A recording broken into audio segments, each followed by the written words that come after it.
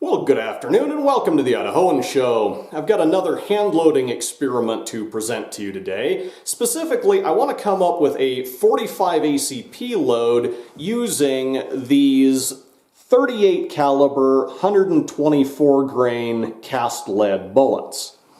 Now, of course, because we're loading a 38 caliber bullet into a 45 caliber shell, I'm going to need to use a sabot, and so I 3D printed some little plastic sabots out of PETG, and then I just push the bullet into the sabot, and that gives me a functionally 45 caliber projectile, even though the projectile itself is sub-caliber. Now, I have not bothered to powder coat or otherwise lubricate these cast lead bullets because inside of a sabot, theoretically, that shouldn't be necessary.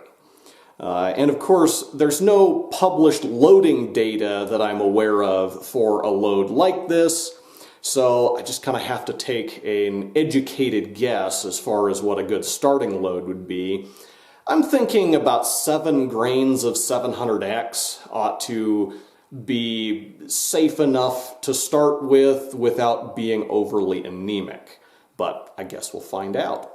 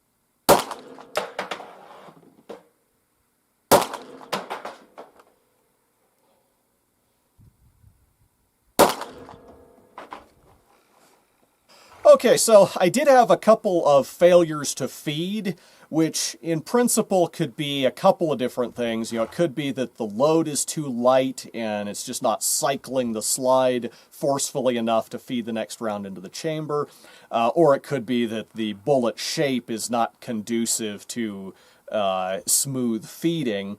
In this case, I'm inclined to believe it's probably the latter. The recoil from these is snappy enough that I don't think they're underpowered per se. And we do have a relatively abrupt shoulder with the sabot there. So maybe I can modify the sabot design to improve the reliability of feeding. Have to look into that later. But for now, let's head downrange, take a look at the target, and see what that tells us about the accuracy and possibly the stability of these saboted bullets.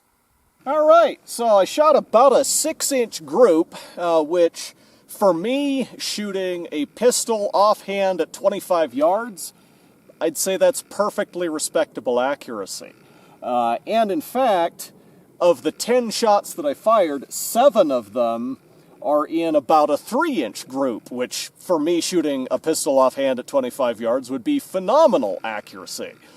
So I don't think I have any complaints about the accuracy or stability of these saboted 45 ACP loads. Well, I think the next thing we need to do is shoot a couple of these across a chronograph and see what our muzzle velocity is.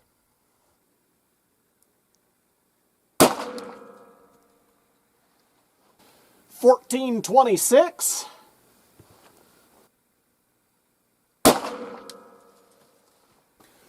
1397.